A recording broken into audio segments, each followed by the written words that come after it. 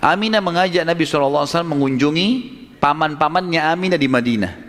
Tinggal beberapa hari pada saat pulang menuju ke Mekah, tepatnya di wilayah namanya Rabwah, Aminah sakit keras dan meninggal di tempat itu dan dikubur di situ.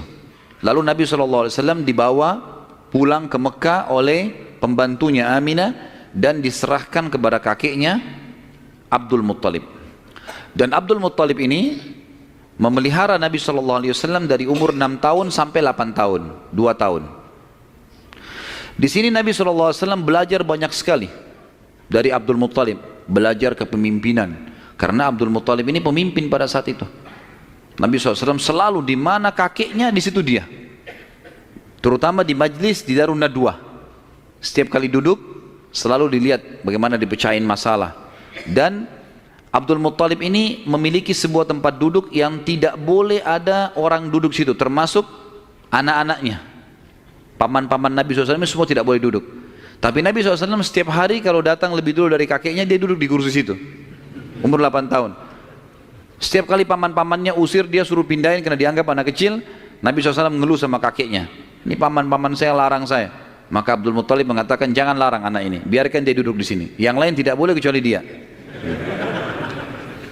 Maka kata ahli sejarah, Nabi SAW belajar banyak sekali hal, diantaranya bagaimana dia menjadi tokoh masyarakat. Baru 6-8 tahun ya.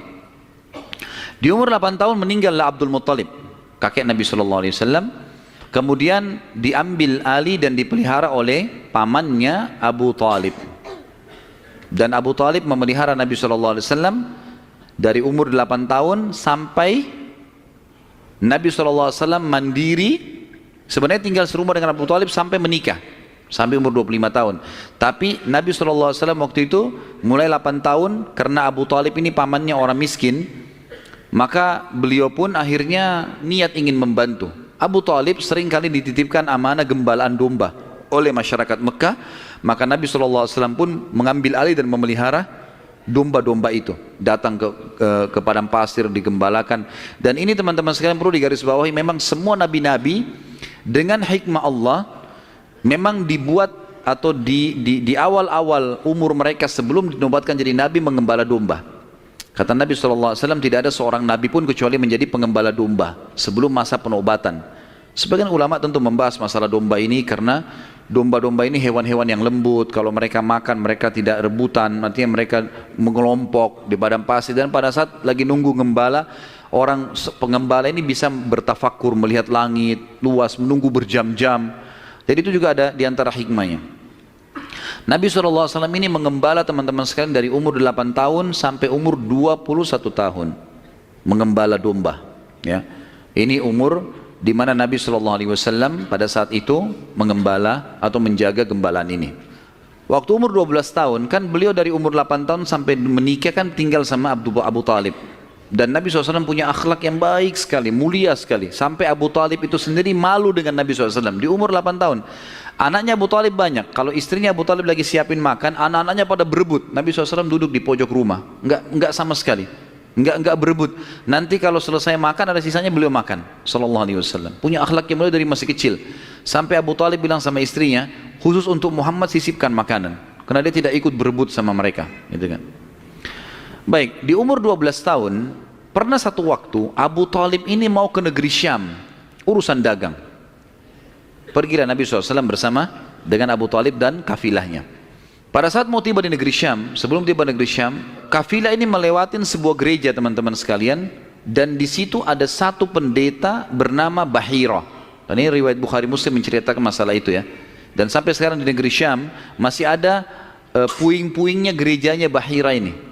Pada saat itu di zaman Nabi SAW ada gereja ini dan sampai sekarang masih ada sisa puingnya. Tempatnya di Syria ya.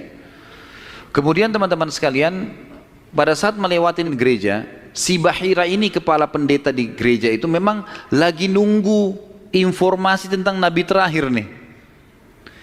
Dia ngeliat-liat di jendela gerejanya, setiap kafilah lewat dilihat sama dia, terutama yang dari Jazirah Arab. Waktu secara kebetulan dengan hikmah ilahi lewat kafilahnya Abu Talib, dan kafilah ini agak berbeda dengan yang lainnya. Kafilah itu berarti 3 unta ke atas ya, baru dinamakan kafilah. Waktu lewat kafilah Abu Talib ini ada awan yang menaunginya. Beda dengan kafilah lain, padahal lagi terik matahari. Dan tidak sengaja kafilah Abu Talib istirahat di sebelah gereja dan ada pohon-pohon kurma yang berderet, itu semuanya seperti menundukkan daun-daunnya ke kafilah itu. Pendeta ini perhatikan, kafilah tanya ini, kirim satu orang, tanya mereka kafilah dari mana nih? Jawabannya dari Jazirah Arab. Dari mana? Dari kota Mekah. Kata Bahira, hidangkan makanan sebaik mungkin di gereja, undang semua kafilah ini masuk makan. Diundanglah. Ringkas cerita, masuklah mereka untuk makan, dan pada saat satu kafilah ini masuk, yang ditinggalkan di situ hanya Nabi SAW. Nabi nggak boleh masuk karena tradisi orang Arab dulu aib kalau anak kecil ikut makan. Nanti selesai orang tua makan baru makan. Tapi ini tradisi jahiliyah.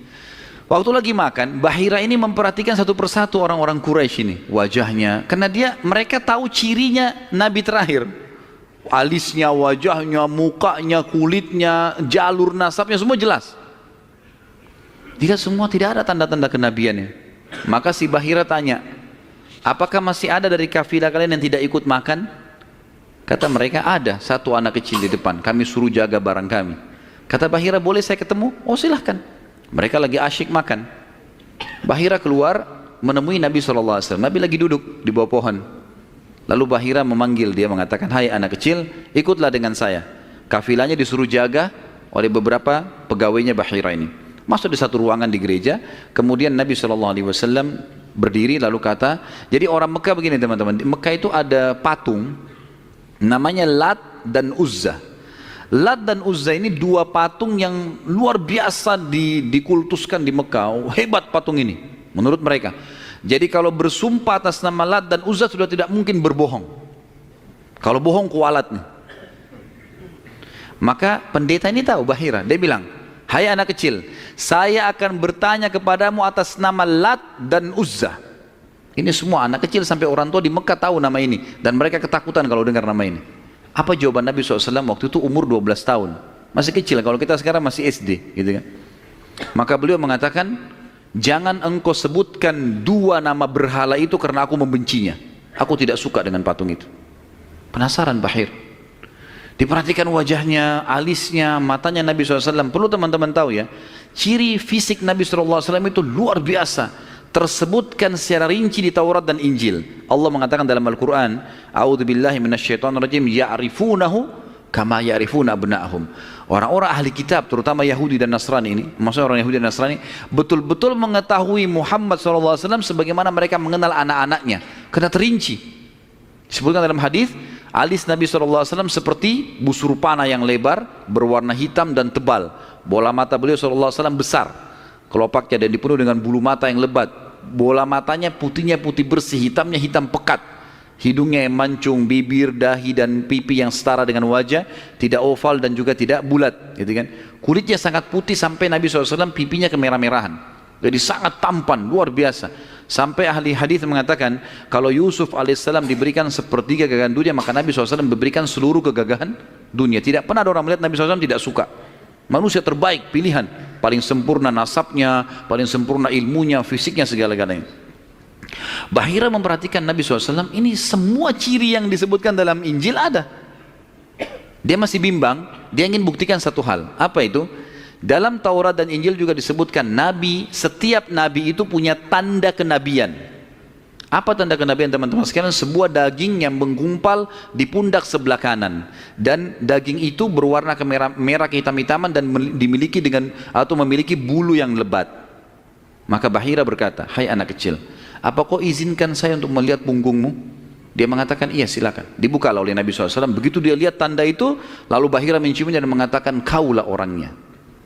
Tapi garis bawah satu hal ya, tanda ini tanda kenabian. Sudah selesai dengan Nabi Muhammad SAW. Jadi kalau di punggung antum ada dusta semua itu. Tidak ada hubungannya sama Nabi. Loh ya, karena banyak orang yang ngaku-ngaku Nabi nih. Kata Nabi SAW, akan datang 50 dajjal, pendusta, setelah aku meninggal, mengaku semuanya Nabi. Mereka semua pendusta, aku penutup para Nabi dan Rasul, gitu kan. Karena ada orang mengaku gitu. Jadi ini khas untuk Nabi-Nabi dan sudah ditutup dengan Nabi Muhammad SAW. Sudah habis ceritanya. Nah, jadi kalau ada yang gumpal-gumpal itu daging numpang aja. Pada saat itu Bahira pun membawa Nabi SAW masuk ke dalam ruangan makan lalu berkata, siapa walinya anak ini? Wali, ya. Siapa walinya anak ini? Kata Abu Talib, saya ayahnya. Abu Talib berkata, pamannya. Kata Bahira, tidak mungkin kau ayahnya. Anak ini mati ayahnya waktu dia masih 6 bulan di perut ibunya. Pendeta di negeri Syam tahu. Anak ini meninggal ayahnya waktu dia umur 6 bulan di perut ibunya. Dan ibunya meninggal pada saat dia umur 6 tahun. Serta dia dibina dan dididik. Dibina itu maksudnya dikasih, kalau bahasa Arab itu bina itu berarti seperti bangunan itu dibanguni, dididik, dibesarkan dan seterusnya oleh kakeknya sampai umur 8 tahun. Dan kalau kau benar kerabatnya, kau adalah pamannya. Abu Talib kaget, dari mana anda tahu semua itu? Benar semua. Dia bilang, kami temukan dalam kitab kami. Ketahuilah, keponakan kau ini adalah nabi terakhir yang sedang ditunggu oleh orang-orang. Dan kalau orang Yahudi tahu dia dari turunan Arab, maka pasti mereka akan membunuhnya sebagaimana mereka berusaha membunuh Isa alaihissalam. Kalau mereka tidak suka, mereka tolak, gitu kan? Maka jangan bawa ke negeri Syam, bawa pulang ke Mekah segera. Akhirnya dibawa pulanglah Nabi SAW ke Mekah pada saat itu. Waktu dibawa pulang ke Mekah, setelah tiba di Mekah, maka ada kejadian kecil di sini dan kita tutup dengan ini tentunya. Waktu sudah pulang ke Mekah, Abu Talib sudah mulai ketakutan karena dia sudah dengar informasi tentang ponakannya nih. Zaman dulu juga teman-teman sekalian, ada tradisi buruk ini sebenarnya, tradisi buruk juga. Seringkali dukun-dukun dan peramal ini menjual jasa. Mereka datangin negeri-negeri atau kota-kota, tawarin jasa. Datang, tancapin kemah, kemudian mereka jual jasa. Ayo siapa yang mau diramal, bayar. Gitu kan? Seperti itulah. Waktu itu pas Abu Talib tiba di Mekah, pas peramal-peramal lagi masuk di Mekah. Maka orang-orang Mekah bawa anaknya, suruh ramal, lihat mukanya, lihat tangannya, lihat segala macam. Pada saat itu teman-teman sekalian, Abu Talib ingin mengetes. Dia bawa Nabi SAW, dicari sama dia, mana pimpinannya dukun nih, peramal-peramal nih. Ditemukan lalu dibawalah Nabi SAW, waktu masih kecil, umur 12 tahun tadi, dibawa. Terus pimpinan peramal itu dalam kisah, dalam buku-buku sejarah disebutkan, memandang Nabi SAW dengan pandangan yang sangat tajam. Dan dia tidak bicara apa-apa. Dia mengatakan, tahan anak ini. Lalu dia masuk ke kemahnya. Kemungkinan dia bicara sama dukun, sama setan-setannya nih. Makan dukun. Ini, saya nggak bisa tebak anak ini nih. Abu Talib lihat pimpinan ini, biasanya dia kalau anak-anak Mekah datang, oh ini nasibnya begini, sudah bawa, bayar. Seperti itulah. Ini enggak. Lama dalam kemah. Abu Talib ketakutan, dibawa Nabi SAW. Dan Abu Talib titip pesan, kalau dia tanya, jangan sebutin di mana anak ini. Dibawalah Nabi SAW pulang ke rumah, Abu Talib kembali ke situ. Lama, baru dukun itu keluar, peramal itu keluar dari kemahnya. Lalu dia teriak, mana anak tadi itu di sini? Nggak ada yang nyaut, karena Abu Talib sudah titip pesan. Abu Talib waktu itu termasuk anaknya Abdul Muttalib, Raja Mekah. Tapi Abu Talib tidak dinobatkan jadi raja pada saat itu kan.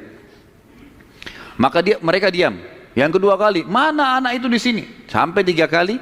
Kesimpulan terakhir, kata peramal itu, kita tentu tidak percaya peramal, tapi dia mengatakan, ya, kalau anak itu memiliki kedudukan yang sangat tinggi dan dia akan memimpin dunia, begitu loh bahasanya.